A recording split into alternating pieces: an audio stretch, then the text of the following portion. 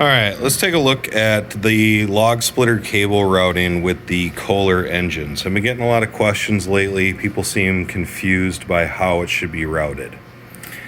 All right, let's start off with the actual lever. Mounts in the same location, there's no change there. The difference comes with the cable itself. It's a little bit shorter cable than with the Honda engines. It also has a different end connection. So we're going to route that cable up. The 2 loop clamps are going to be retained by the bolts for the engine guard.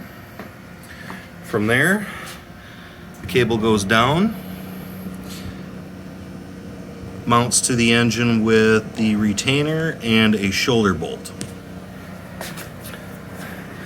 I do have it tipped up just for ease of video. So you can see, runs down. All right, once you have the cable installed, you want to verify proper operation. So let's start this engine up and make sure it's working correctly.